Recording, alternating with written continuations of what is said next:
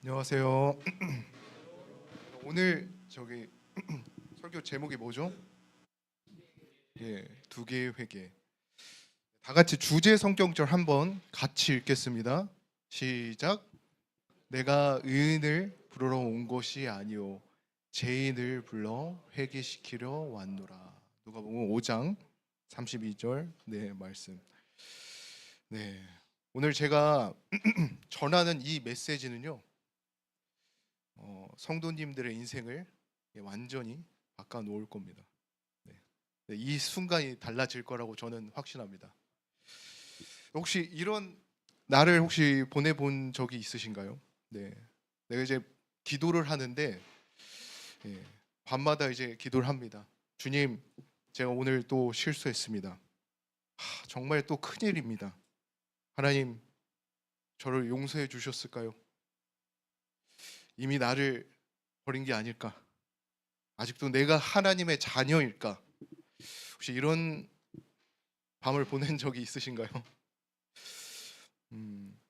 여러분, 이런 기도를 할 때 이런 눈물, 또한 아픔, 두려움, 저도 경험을 했기 때문에 압니다. 저도 비슷하게 그 길을 걸어왔으니까요. 정말 이런 마음이 이 롤러코스터를 타는 것처럼 내 신앙이 오르락 내리락 했던 그런 신앙. 내가 구원을 받았지만은 죄 지으면은 또 없어지고, 회개했지만은 다시 또 받고, 또 죄 지으면 또 없어지고, 의인이 됐다 죄인이 됐다, 하나님의 자녀가 됐다 안 됐다. 이게 얼마나 참 괴로운지 경험해 보셨나요? 네. 하지만 오늘 이 말씀을 통해서 여러분 모두가 이 굴레에서 벗어났으면 합니다. 네. 제가 이 신앙의 그 여정을요 한 5단계로 정리를 했습니다. 1단계인데 한번 이 상상을 해보십시오. 나는 평생 살면서 멀쩡하다고 생각했어요. 난 건강하고 문제가 없다. 난 괜찮다. 근데 어느 날 의사가 나에게 오더니 그럽니다. 당신은 심각한 병에 걸렸습니다. 이 말을 들었을 때 어떨까요? 내가 사는 내 세계가 한순간에 무너질 겁니다. 신앙의 이 첫 단계가 바로 그렇습니다. 내가 죄인임을 발견하는 것. 근데 세상은요 계속 이렇게 말을 해요. 나에게 너 괜찮아. 너는 여전히 좋은 사람이야. 너가 뭘 잘못했어. 근데 하나님의 그 거룩한 빛이 나에게 내 가슴에 비추는 순간 정말 비로소 이 진실에 직면합니다. 나는 하나님 앞에 죄인이구나. 나는 여전히 약했구나. 여러분, 이 1단계가 없으면요 구원도 없습니다. 아플 줄 모르는 사람이 어떻게 의사를 찾아가겠습니까? 죄인인 줄 모르는 사람이 어떻게 구주를 찾겠어요? 두 번째 2단계에서는 하나님 정말 나를 불쌍히 여겨주세요. 이 죄인임을 깨닫는 순간 내 영혼은 어디로 가죠? 이렇게 여기 그림처럼 무릎을 꿇습니다. 하나님 앞에 온 마음을 엎드립니다. 나를 정말 불쌍히 여겨주세요. 나를 용서해 주세요. 나는 죄인입니다. 침례 요한이 강에 이런 말을 외쳤죠. 회개하라. 천국이 가까웠노라. 회개하라. 우리가 알아야 될 한 인물이 있는데 성경에 아볼로라는 인물인데요. 이분이 굉장히 뛰어난 사람들. 우리 성경적으로 이렇게 나오죠. 언변도 좋고 이 성경에 굉장히 능통하고, 근데 예수님에 관한 것을 자세히 말하고 가르치고 열심히 했어요. 근데 여기 뭐라고 하죠? 침례만 압니다. 요한의 침례만 알고 있다. 이게 무슨 말이죠? 회개까지는 했는데 그 다음 단계를 모른다는 겁니다. 나는 죄인이야. 하나님께서 용서해 주시겠지. 여기까지만 간 거예요. 네. 여러분 중에서도 혹시 여기까지 가신 분 계신가요? 나는 죄인이야. 하나님께서 계속 용서를 구해야 돼. 그렇게만 생각하고 계신가요? 다음 단계가 있습니다. 3단계인데 이 사도행전 2장 38절 베드로가 이렇게 말합니다. 너희가 회개하여 각각 예수 그리스도의 이름으로 침례를 받고 제사함을 받으라. 그리하면 성령의 선물을 받으리라. 참 이게 무슨 일이 일어나죠? 존재 자체가 완전히 변화되는 것입니다. 뭐가 변화되는 거죠? 존재 자체. 죄인에서 의인으로, 어둠의 자녀였지만 빛의 자녀로, 사탄의 종이었지만은 하나님의 자녀로. 참 이게 저주였지만은 축복 가운데, 죽음 가운데 생명으로 변화되는 것입니다.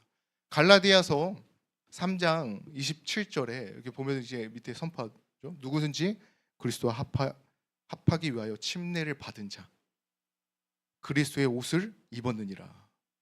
여러분, 이 의의 옷을 입는다는 것은 새 사람이 되는 것입니다. 새 사람. 완전히 다른 존재가 되는 것입니다. 근데 문제가 있죠. 우리의 삶을 살면서 또 죄를 짓습니다. 의인이, 하나님의 자녀가 또 죄를 져요. 우리가 한번 솔직해 봅시다. 예수님을 믿고 내가 구원을 받았어요. 근데 완벽하게 살았습니까? 거짓말 한 번도 안 하고 살았습니까? 어떤 내가 누군가를 미워하는 그 마음 한 번도 가진 적 없으십니까? 시기, 질투 또한 한 번도 없었습니까? 아니죠. 여전히 우리는 죄를 짓고 있죠. 근데 그 순간 공포가 엄습합니다. 내가 다시 죄인이 된 건가? 하나님의 자녀를 잃어버린 건가? 아니면 구원을 잃어버리는 건가? 이런 두려움, 혼란 경험해 보셨을 거라고 생각합니다. 근데 다섯 번째, 다시 회개하는 것입니다. 여러분, 제가 얘기할 거는요, 사실 이 회개에 대해서 오늘의 되게 핵심의 내용입니다. 이 회개는요, 제가 아까 그 첫 번째, 두 번째 이미지에 보여줬던 것과 다른 회개입니다. 첫 번째 회개는요, 아까 보여준 존재 자체를 바뀌는 회개예요. 죄인이 의인이 되는 것입니다. 근데 이 두 번째 회개는요, 관계를 회복하는 회개입니다. 이미 의인인데 하나님 아버지의 관계가 깨졌어요. 그래서 그 관계를 다시 회복하는 회개입니다. 이 첫 번째 회개에서 이 죄인에서 의인으로 가는 과정은요, 이 존재적인 회개입니다. 이것은요, 단순히 내 죄를 그냥 용서받는 게 아니에요. 그걸로 끝나는 게 아닙니다. 존재 자체가 완전히 변화되는 것입니다. 과거에 내가 죄를 짓잖아요.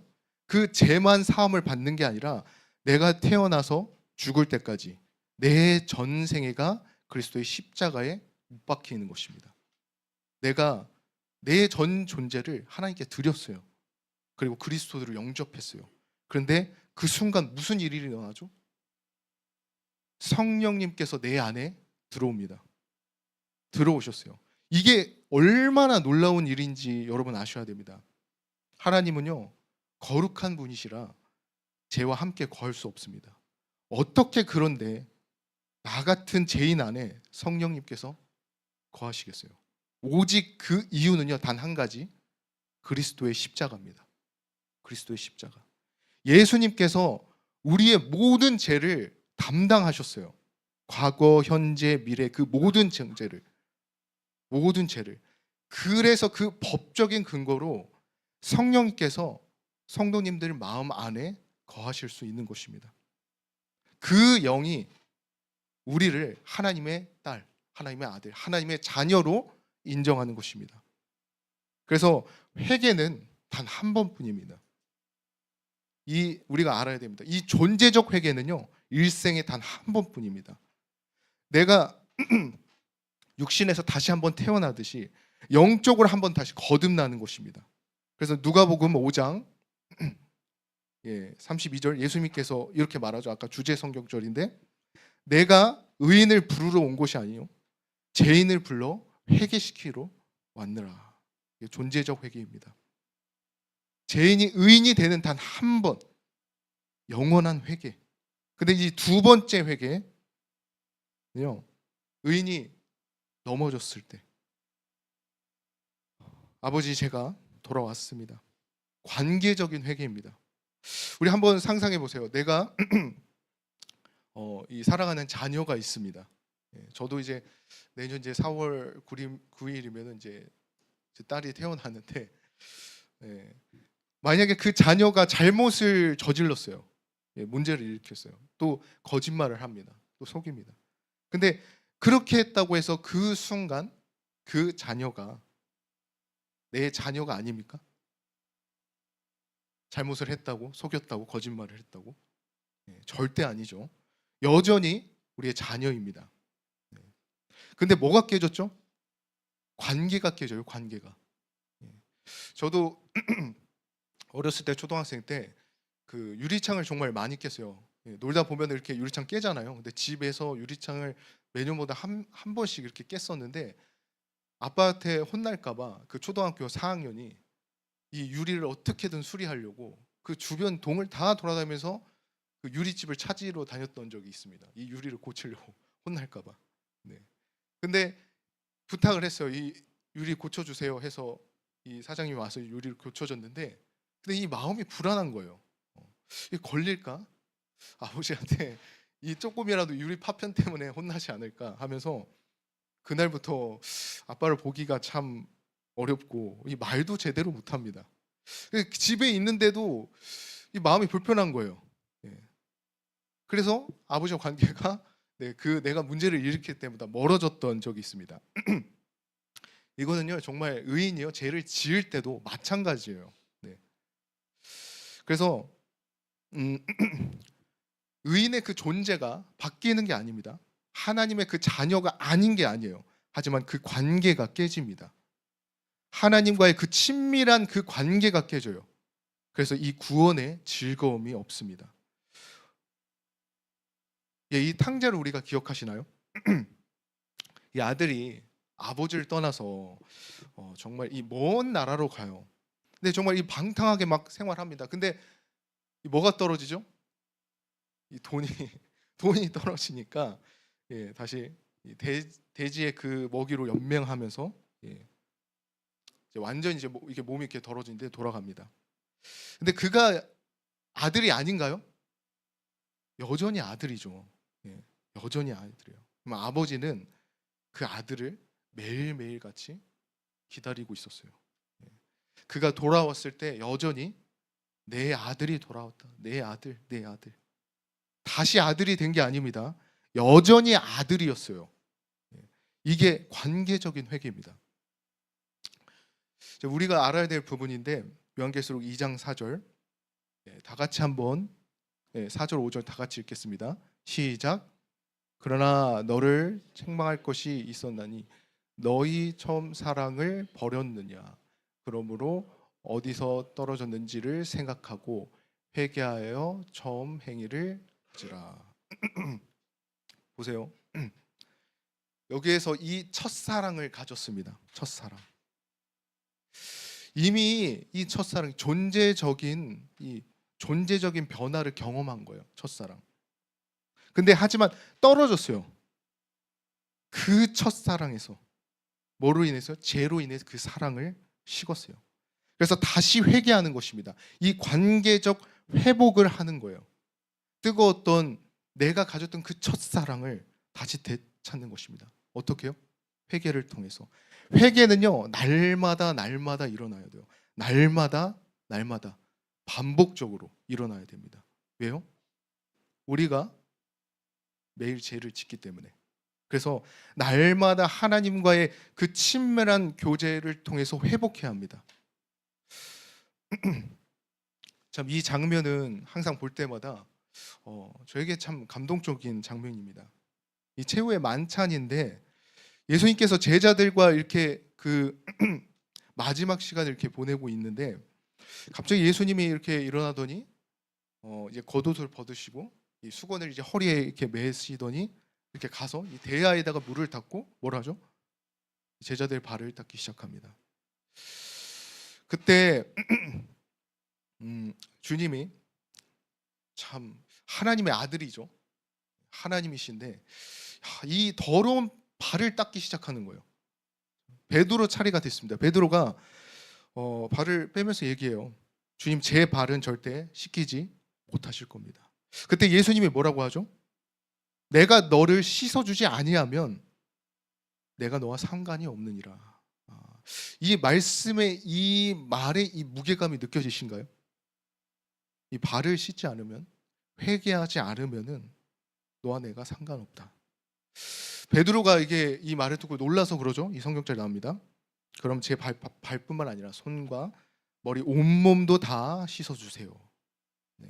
그래서 우리가 알아야 될 건 이 한 문장에 집중했으면 합니다. 이미 목욕한 자는 온몸이 깨끗하니 발밖에 씻을 필요가 없느니라. 이미 목욕한 자. 우리가 예수님을 믿었어요. 영접했어요. 네. 그러면 이미 목욕한 자입니다. 온몸이 깨끗한 자예요. 내가 전 존재가 씻김을 받은 사람입니다. 제자들이 목욕을 했어요. 언제 했죠? 예수님을 따르기로 결정했을 때, 그분을 주님으로 영접했을 때, 그때 유다는 제외됩니다. 그는 유일하게 목욕한 자가 아니고요, 거듭나지 않은 자입니다. 그때 발밖에 씻을 필요가 없느니라. 그럼 이제 뭐만 하면 되죠? 발만 씻으면 됩니다. 다시 목욕할 필요가 없어요. 다시 내가 구원받을 필요가 없습니다. 다시 의인이 내가 될 필요가 없습니다. 이미 목욕했습니다. 이미 깨끗해졌어요. 이 세상을 살아가면서 이 발이 더러워지는 것입니다. 죄를 짓는 거예요. 그런데 그때마다 뭐만 하면 되는 거죠? 이 발을 씻으면 됩니다. 즉시 회개만 하면 됩니다. 그럼 다시 깨끗해져요. 우리가 일상에서 늘 이렇게 목욕탕 가잖아요. 목욕탕 가서 온몸을 깨끗하게 씻고 나와요. 그러면 이 몸이 참 반짝반짝 하잖아요. 근데 집으로 돌아가는 길에 이 발이 더러워진 거예요. 이 발이 좀 더러워졌어요. 그러면 다시 목욕탕으로 갑니까? 아니죠. 다시 집에 가서 발만 씻으면 되잖아요. 그래서 이 문장 기억하시면 됩니다. 목욕은 예수님을 믿고 구원받는 것 단 한 번입니다. 발을 씻는 것은 날마다 내가 회개하는 것, 이거는 매일매일입니다. 그래서 갈라디아서 3장 27절에 보면은 누구든지 그리스도 합하기 위하여 침례를 받은 자는 그리스도의 옷을 입었느니라. 우리가 회개하고 예수님을 영접했을 때 무슨 일이 일어난 거죠? 여기서 말한 것처럼 그리스도의 의리라는 이 옷을 입은 거예요. 이것은 의의 옷이고 구원의 옷이고 영광의 옷입니다. 근데 내가 죄를 범했어요. 그럼 어떡합니까? 이것을 벗습니까? 그냥 아니면 옷이 더러워진 겁니까? 더러워진 거죠. 여전히 우리는 그 옷을 입고 있어요. 벗겨지지 않았습니다. 그냥 다만 옷이 더러워진 것입니다. 진흙이 튀었고 아니면 얼룩이 생기고 냄새가 나는 거죠. 요한계시록 7장 13절 14절 한번 다 같이 읽겠습니다. 시작. 장로 중 하나가 응답하여 나에게 이르되 이 옷을 입은 자들은 누구며 어디서 왔느냐? 이는 큰 환난에서 나오는 자들인데 어린 양의 피에 그 옷을 씻어 희게 하였느니라. 보세요. 이미 흰 옷을 입고 있습니다. 근데 뭐라고 하죠? 그 옷을 씻었습니다. 옷을 입는 것과 이 씻는 것은요, 이거는 구분이 돼요. 그래서 옷을 입는 것은 구원을 받는 것. 우리가 들어본 이 칭의라는 것입니다. 이걸 이렇게 보면 씻는 것은요, 날마다 회개하는 것. 우리가 잘 아는 성화입니다. 성화. 이 더러워진 옷을 계속 내가 입고 있으면은 옷이 더러워졌는데 이걸 씻지 않으면은 어떡합니까? 점점 더 더러워져요. 냄새가 납니다. 사람들이 피하게 돼요. 결국 이 옷을 너무 더러우니까 벗어버릴 수도 있게 됩니다. 그러나 마찬가지로 내가 죄를 계속 회개하지 않고 그대로 두면은 사귐이 깨지고 결국 이 받은 구원도 잃어버릴 수 있습니다. 여기는 이제 다윗인데요. 다윗을 보면은 딱 생각나는 게 있어요. 예. 하나님의 마음에 합한 자라고 불렀어요. 근데 그랬던 그가 어떻게 되죠? 추락합니다. 네. 뭐하죠? 밧세바와 간음합니다. 그리고 그녀의 남편을 죽이죠. 근데 이거를 계속 숨기려고 했어요. 예. 그렇게 이거를 몇 달 동안 이렇게 산다고 하면은 어떡하죠? 하나님을 계속 피하게 됩니다. 그러면 이제 하나님을 피하면 뭐가 되죠? 기도가 안 돼요. 내 마음에 찬양이 나오지 않아요. 마음에 평안이 없습니다. 이게 밤마다 정말 괴롭습니다. 근데 드디어 그때 하나님의 선지자인 나단 선지자가 오게 됩니다. 그때 이제 비유를 딱 얘기하는데 한 부자가 정말 양과 소가 이게 정말 너무 많아요. 예. 근데 가난한 자의 그 한 마리의 새끼 양을 도살합니다. 이 부자를 어떻게 해야 될까요? 예. 다윗이 그러죠. 죽어도 마땅하다. 그랬더니 그가 그러죠. 당신이 바로 그 사람입니다. 그 말을 들었을 때 어땠을까요? 참 슬펐을 겁니다. 제가 이걸 보여준 것처럼 그는 회개했어요. 내가 죄를 지었다. 그 죄에 대한 회개의 내용이요. 이 바로 시편 51편의 내용입니다. 나중에 한번 꼭 읽어보시기 바랍니다. 1절에 보면은 하나님이여 주의 인자에 따라 내게 은혜를 베푸시며 주의 많은 긍휼을 따라 내 죄악을 지어주소서. 내 죄악을 지어주소서. 이 다윗이 뭐를 붙들고 있죠? 하나님의 그 인자와 그 긍휼을 붙들고 있어요. 나는 죄를 지었습니다. 하지만 당신은 인자한 분이십니다. 긍휼이 많으신 분입니다. 그리고 11절에 그러죠. 나를 주 앞에 쫓아내지 마시고 주의 성령을 내게서 거두지 마소서. 이 문장을 좀 더 생각해 보면요. 나를 주 앞에 쫓아내지 마소서. 아직 쫓아났나요? 쫓겨난 게 아니라는 것입니다. 아직 하나님 앞에 있다는 말이에요. 주의 성령을 내게서 거두지 마소서. 성령이 이미 그 안에 있다는 것입니다. 떠나지 않았다는 뜻이에요. 만약에 다윗이 구원을 잃어버렸더라면 이미 쫓겨났을 거고 성령이 그 안에 있을까요? 떠났을 거죠. 하지만 아직 있다는 것입니다. 여전히 그의 안에 있었어요. 죄를 졌지만. 그리고 12절입니다. 주의 구원의 즐거움을 내게 회복시켜 주소서. 여러분, 다윗이 뭐라고 했죠? 구원을 회복시켜 주세요라고 했나요? 아니죠. 구원의 즐거움을 회복시켜 주세요. 무슨 말이냐면 구원은 잃어버리지 않았다는 것입니다. 다만 뭘 잃어버렸죠? 여기 말하는 즐거움, 구원의 즐거움. 하나님과의 그 친밀함, 신앙의 기쁨, 마음의 평안, 찬양의 그 감격, 이것을 잃어버린 것입니다. 다윗은요, 여전히 하나님의 자녀예요. 구원받는 사람입니다. 성령이 함께하는 사람이고 하나님 앞에 서 있는 사람이에요. 다만 그 관계가 깨졌어요. 발이 엄청 더러졌어요. 옷이 더러졌어요. 이 구원의 즐거움이 사라진 것입니다. 그래서 필요한 게 뭐죠? 그 관계를 회복하는 회개. 여러분, 우리가 예수님을 영접했나요? 영접했죠? 예. 그러면 우리는 하나님의 자녀입니다. 확신해야 됩니다. 그러나 제가 어제 거짓말을 했어요. 그래도 여전히 하나님의 자녀입니다. 지난주에 제가 제땐 생각을 했어요. 여전히 여러분은 하나님의 자녀예요. 내가 기도가 잘 못했어요. 성경도 잘 못 봤어요. 그래도 여전히 여러분은 하나님의 자녀입니다. 다만 관계가 깨진 것입니다. 발이 그냥 더러워진 것뿐이에요. 내가 죄를 지었으면요, 지금 당장 회개하셔야 됩니다. 그리고 내가 죄를 지었으면요, 그 순간 내가 느꼈으면은 정말 그 순간에 눈을 감고 하나님께 말씀드리세요. 주님, 제가 죄를 지었습니다. 정말 죄송합니다. 용서해 주세요. 다시는 그렇지 않겠습니다. 간단합니다. 이게 발을 씻는 것입니다. 왜 이게 즉시 회개해야 되는지 아십니까? 발이 더러워졌는데 이걸 계속 오래 두면요 어떻게 되죠? 굳어버려요. 내 냄새가 나고 닦기가 힘듭니다. 상처도 생깁니다.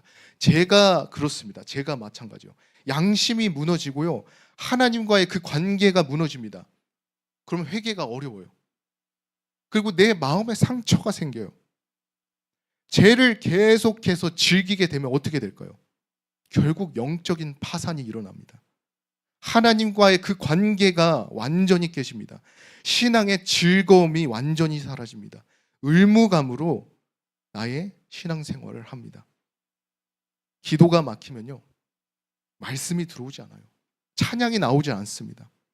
그러면 교회 가는 게 어떠죠? 괴로워요. 만약에 이 관계가 최악일 경우 어떻게 되죠? 하나님과의 관계가 완전히 단절됩니다. 내가 이 받은 구원도 잃어버릴 수 있어요. 예수님께서 베드로에게 뭐라고 하죠? 발을 안 씻으면 나와 상관이 없느냐. 우리는 이 양심이 예민해져야 돼요. 내가 작은 죄라도 즉시 깨달아야 됩니다. 아, 내가 실수했구나. 내가 죄를 졌구나. 즉시 회개해야 됩니다. 하나님의 그 교제가 계속 회복해야 됩니다. 그래서 신앙은 성장합니다. 양심이 무뎌지면요 내가 큰 죄를 지어도 몰라요. 뭐 이 정도에 괜찮아. 다들 그래. 스스로 합리화합니다. 그래서 회개하지 않습니다. 하나님과의 그 관계가 점점 멀어집니다. 우리는 어느 쪽인가요? 처음에 예수님을 만났을 때를 우리가 기억했으면 좋겠습니다. 어땠나요? 얼마나 좋았나요? 그때 얼마나 기뻤나요? 그때 얼마나 가슴 뛰고 설레었나요? 이 첫사랑을 날마다 회복하는 것, 그게 회개인 것입니다. 처음에 그 경험이 사실 날마다 반복되어야 돼요. 하나님과의 그 관계가 좋을 때 어떤 일이 일어나죠? 하나님과 관계가 내가 좋을 때 천국을 경험하게 됩니다. 이 마음에서 얻을 수 없는 이 마음이 주는 그 평화가 있어요. 내 안에 정말 기쁨이 샘솟고 가슴이 벅차요. 그래서 눈물이 흘러내립니다. 그때 나도 모르게 찬양이 막 터져 나와요. 하나님을 그 사랑하는 마음이 불타오릅니다. 그래서 영적으로 성장하고 내가 그동안 보지 못했던 죄들이 보이기 시작해요. 내 양심이 예민해지고 작은 실수도 즉시 인정하게 됩니다. 즉시 회개하게 됩니다. 교제가 계속 교제가 회복돼요. 이것이요 하나님과 동행하는 삶입니다. 우리가 피해야 될 그 하나의 또 함정들이 있어요. 네, 이게 완전주의인데 완전주의는요 이렇게 말하고 있습니다. 의인이 죄를 지면은 다시 죄인이 된다. 구원을 받았다가 잃어버렸다. 다시 받았다가 한다. 하나님의 자녀가 됐다 안 됐다 한다. 나의 행위로 내가 구원을 유지하려고 한다. 그 은혜를 내 노력으로 얻으려고 한다. 저도 이 완전주의에 빠졌을 때를 참 고백합니다. 매일이 사실 지옥이었습니다. 아침에 일어나면 딱 드는 생각이 내가 구원을 받았나? 또 나도 모르게 거짓말을 하면 내가 이게 구원이 없어졌나? 또 회개를 하면 내가 받았네. 또 실수하면 또 없어졌네. 회개하면 또 받았네. 이게 어떠죠? 이 그림처럼 롤러코스터입니다. 맨날 오르락내리락. 이 신앙생활이 정말 괴로워요. 그때는요 정말 확신이 없고 이 마음이 불안하고 두려워요. 단지 의무감으로만 신앙을 합니다. 기쁨이 없어요. 그런데 성경은요 이 완전주의가 틀리다는 것을 말합니다. 여기 제가 성경절 한번 다 같이 한번 1절 보겠습니다. 같이 읽겠습니다. 시작. 예수께서 이르시되 이미 자는 필요가 없느니라. 온몸이 깨끗하니라. 너희가 깨끗하게 아니라 하시니라. 자, 이 1절 이 요한복음 13장 10절을 보면은 뭐죠? 한 번 목욕한 자는 발만 씻으면 된다. 그다음 계시록 7장 14절을 보면은 한 번 입은 옷은 더러워질 뿐 벗겨지지 않습니다. 그리고 마지막 요한복음 14장 16절 보면 성령님은 영원히 함께 우리에게 거하신다. 이걸 우리가 꼭 기억했으면 합니다. 만약에 우리가 죄를 지을 때마다 구원이 왔다 갔다 한다면 그러면 성령님도 어떻죠? 왔다 갔다 하는 게 이게 말이 됩니까? 네. 그러면 구원은 절대 잃어버릴 수가 없는 겁니까? 아니죠. 잃어버릴 수 있습니다. 어떻게요? 내가 회개하지 않고 계속 죄를 즐기고 이 계속 발을 씻지 않으면은 관계가 완전히 끊어져 버립니다. 받은 구원도 잃어버릴 수 있습니다. 예수님께서 그러시죠. 발을 안 씻으면 나와 상관없다. 요한계시록에 그럽니다. 회개하지 아니하면은 내 촛대를 옮긴다. 사랑하는 성도님들, 만약에 내가 아직 구원받지 못했다는 확신이 있다면, 여러분들 중에 아직 예수님을 영접하지 않은 분이 계시다면 오늘 예수님께 나왔으면 좋겠습니다. 주님, 나는 죄인입니다. 나를 용서해 주시고 나를 구원해 주소서. 제 삶의 주인이 되게 주시옵소서. 이 기도를요 진심으로 내가 드리는 순간요, 여러분은 여전히 목욕한 자입니다. 그리스도의 옷을 입고 하나님의 자녀입니다. 성령을 받습니다. 영원한 생명을 얻습니다.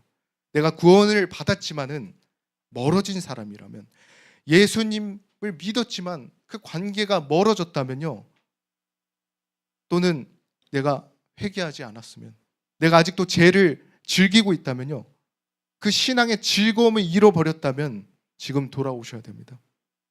상자의 그 아버지가, 하나님께서 우리를 기다리고 있습니다. 매일매일 그 대문 앞에서 기다리십니다. 내 아들아, 내 딸아 돌아와라. 지금 하나님께 달려가시길 바랍니다. 아버지, 내가 돌아왔습니다. 죄송합니다. 내 발을 씻겨주세요. 내 옷을 깨끗하게 해주세요. 하나님은요, 우리를 진심으로 사랑으로 안아주실 겁니다.